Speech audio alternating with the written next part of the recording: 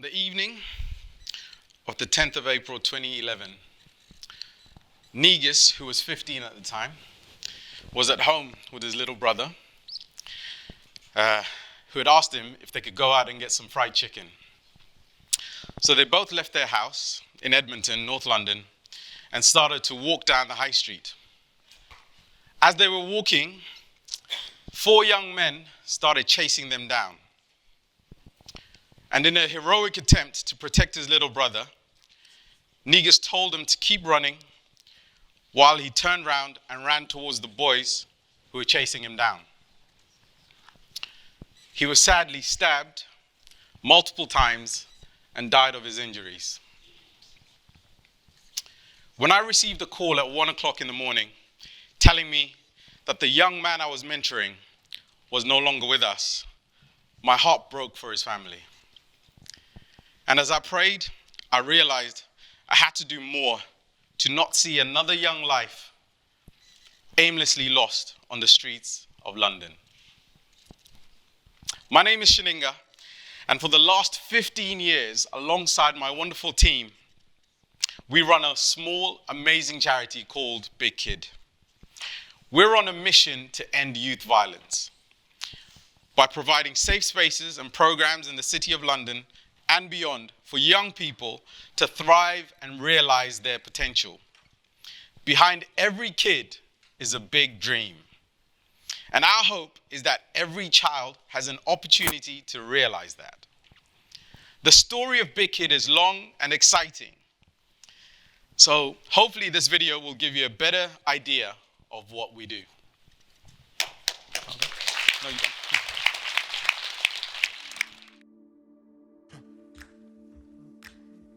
At Bigkid, we're more than a community. We're a family. Whether you're a young person, a member of staff, a volunteer, a funder, and even our partners, we all count on this journey to helping our young people's lives succeed. Something I really love about working at Bigkid is the community that we've put in place for our young people. So they're surrounded by all these people that are interested in them, that are caring for them, that are wanting them to achieve. As a young 15-year-old girl, I didn't have a lot of confidence. I was very shy, quite introvert, you can call it. And then throughout my journey with Bigkid, I've definitely grew as a person, grew confidence, especially when, as a coach, I've had to been pushed out my comfort zone. So I've had to come out my comfort zone in terms of being able to take that responsibility of managing people, telling people, you know, what to do. We work with these young people to find, develop and act on their own potential. It's through community engagement programs, which are a whole range of sports, youth club, creative arts, mentoring, which is kind of across all our programs, and leadership programs. So it's kind of reaching those that might be hard to reach, you know, helping them explore their talents, their passions, their interests, giving them opportunities to really kind of put them to the test and, you know, help them on their way, really, help them find a positive pathway.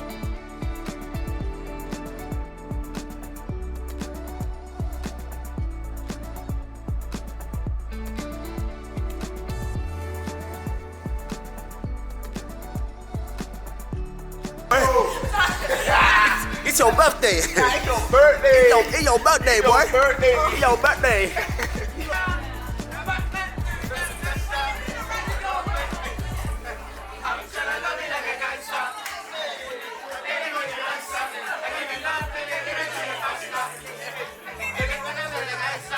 We all celebrate together.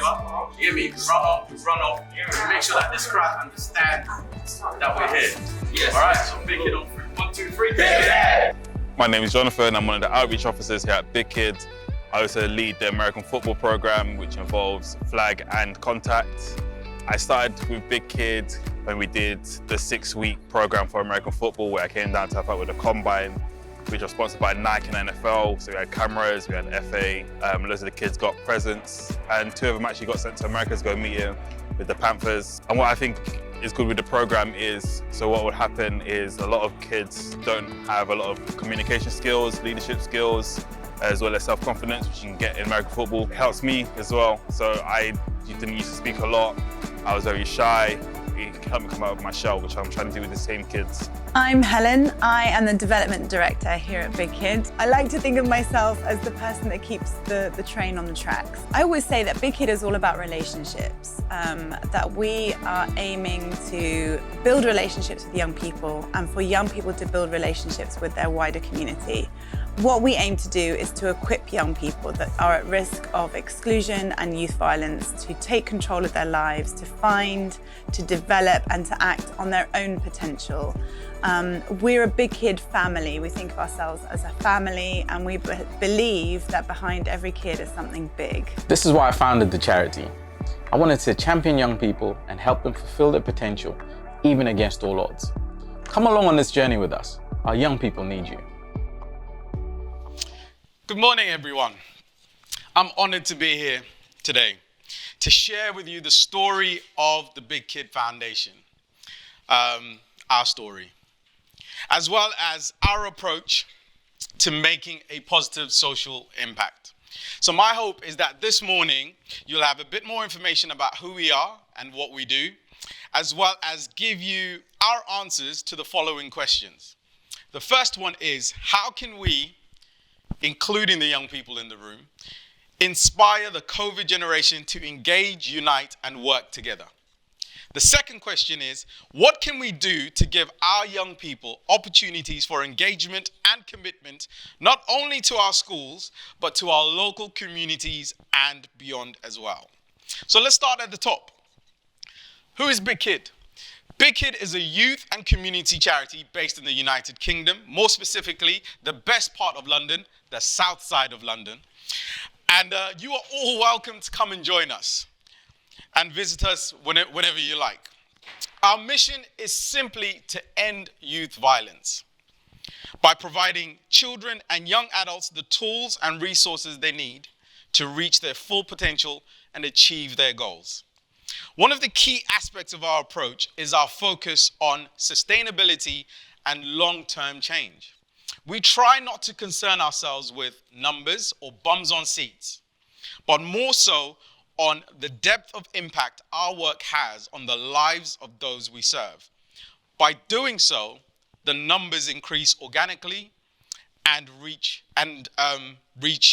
our goals naturally. We've been fortunate enough to be recognized for the work that we've done over the years in a number of ways. One of the most proud moments was last year when we had the privilege to host His Majesty King Charles III. This was not only exciting, but also a lovely recognition of the work we've done as a team and our involvement in the youth sector over the last 15 years. Here's a short video of the visit.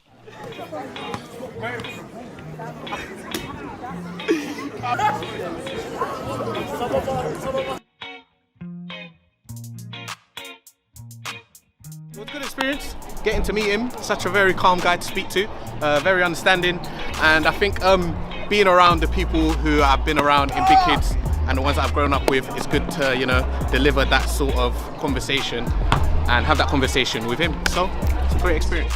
Some helicopters are there as well. Really? Helicopters are there. That's I had a lot of fun. Got to meet the Prince. I put it on my bucket list now. I'm one of the royals. Not back in at first, but then he spoke to me and he shook my hand, so it was alright. It's great to meet Prince Charles. It's fantastic that he's taking the time out of his obviously very busy schedule. And the more we can get more clubs like this going on, giving a safe space for children and young people to come and hang out, the better it will be.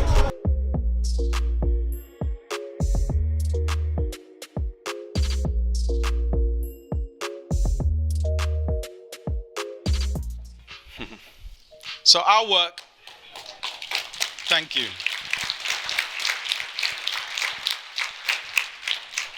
It was a really exciting time, and he's a really nice guy actually, if you get to meet him. Our work covers 8 of the 32 boroughs in London. We've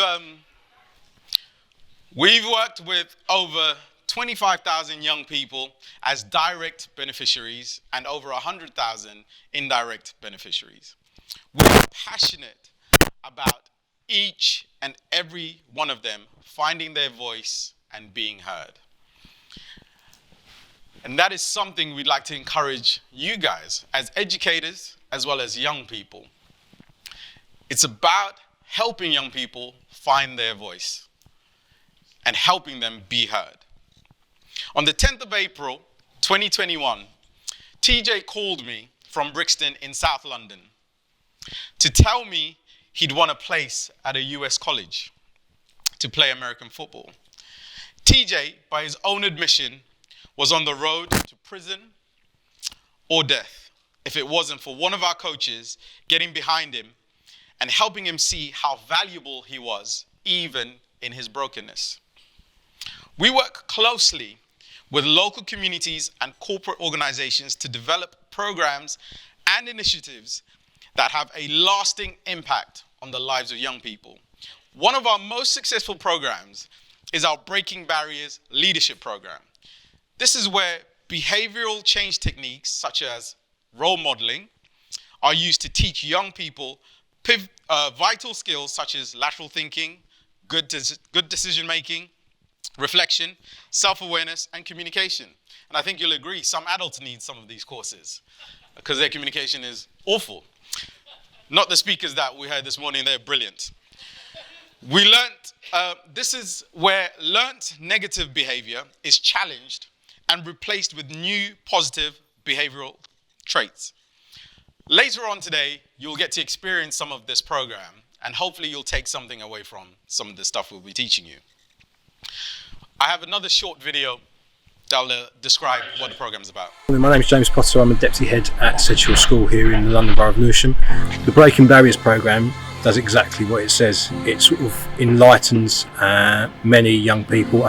The programme allows them and provides them opportunities to go in and explore many different avenues and the importance of leadership, of course, in Lambeth, but more importantly, Bigkid has allowed them to understand what their inner potential is. I've learned from the programme that I don't always have to be seen in a bad light, like there is a good side to me, and stuff like lateral thinking and what my potential reactions would be in a bad situation has taught me that it can stop me from making a bad decision.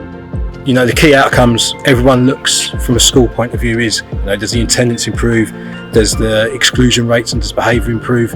We strip away that, and you know, my personal opinion is their own self-value and their self-worth and their self-confidence improves. And over that 10-week programme, you see the growth in the young people, which then has that impact on the more quantifiable result. With Bigkid, it takes it to another level. The level of care, detail and nurturing they offer our group of students is second to none. And also what's really powerful, they check in with students that have gone through that programme.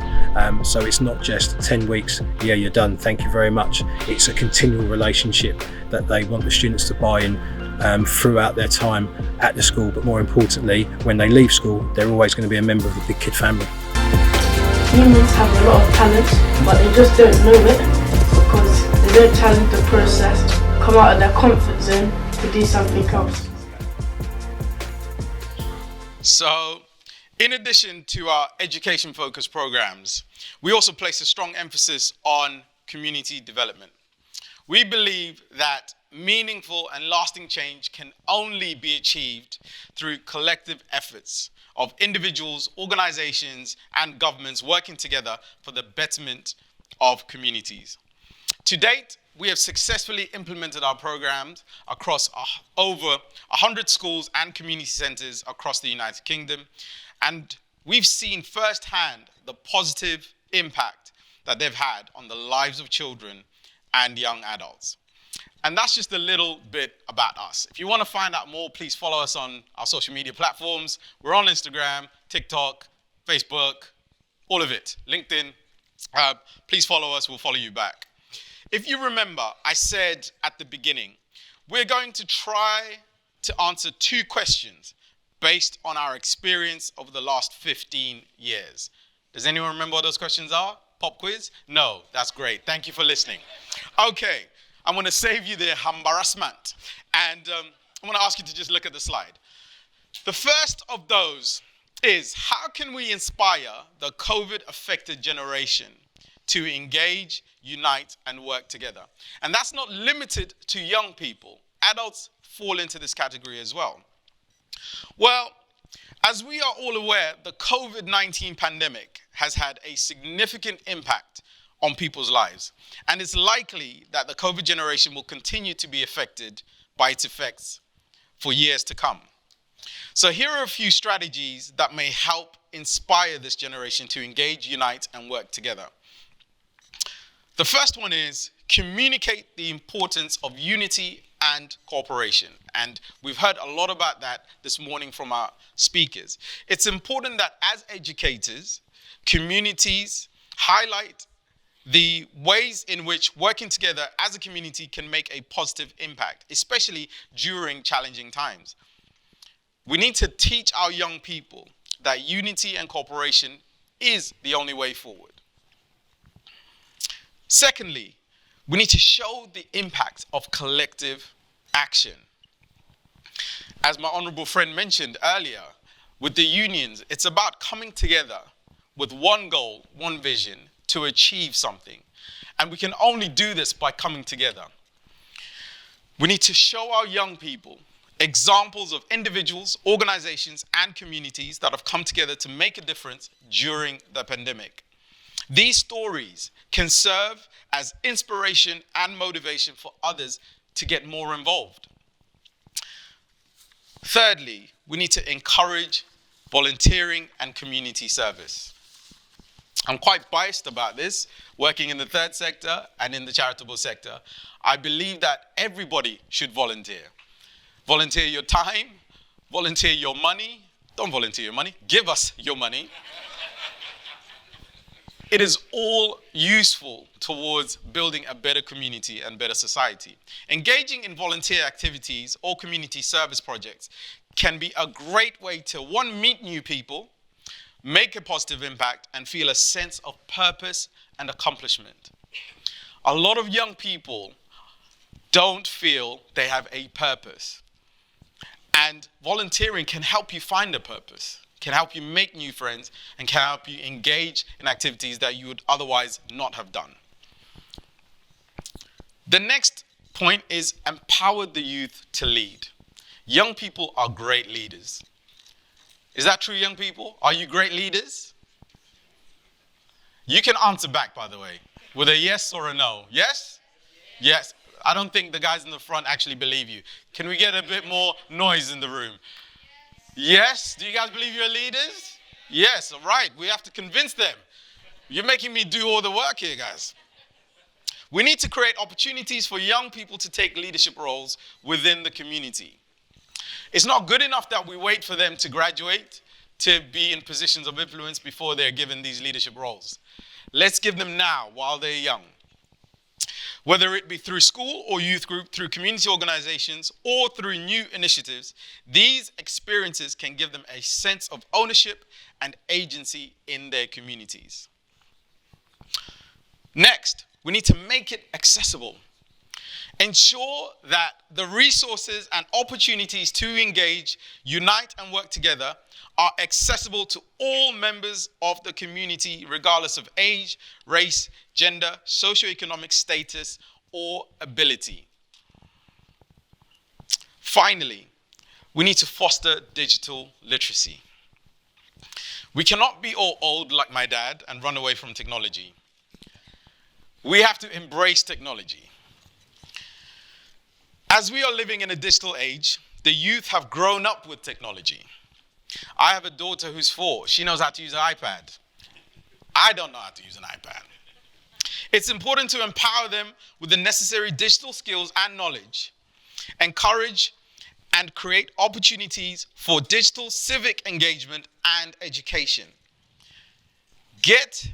Use technology to help engage the community. Making better use of social media to encourage community engagement and challenge the social the societal norms for using social media and the internet. Instagram isn't just for taking cool pictures and cool selfies. We can use Instagram to challenge position, to challenge mindsets. We can use TikTok not just for dances, but for sending positive messages across about what you want changed in your communities. And as educators, as organizations, we need to embrace this. We can't run away from TikTok. You're going to have to be on there. You might have to do a dance once in a while.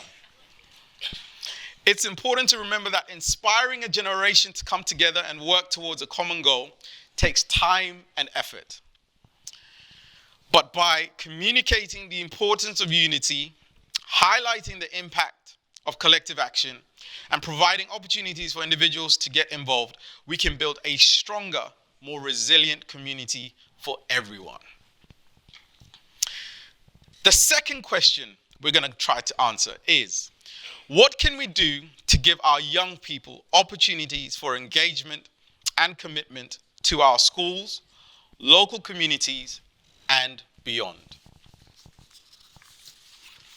Well, there are a number of ways that institutions such as schools and community organizations can give young people opportunities for engagement and commitment.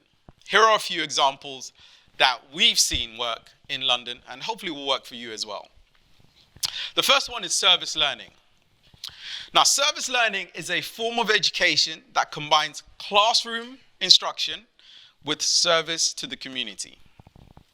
It allows young people to apply what they've learned in the classroom to real-world problems.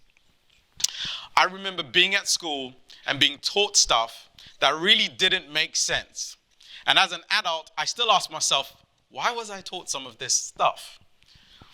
Service learning helps solve that problem because you're able to apply what you are learning in real-world situations.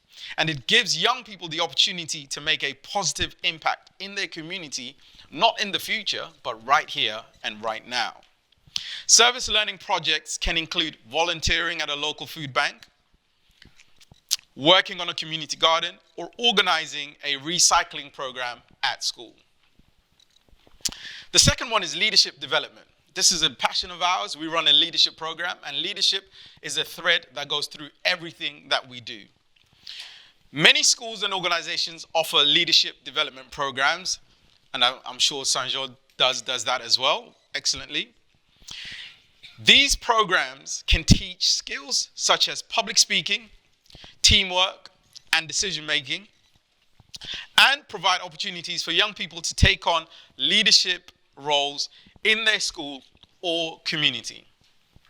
My first experience of leadership was in a school, and that's how Bigkid was started.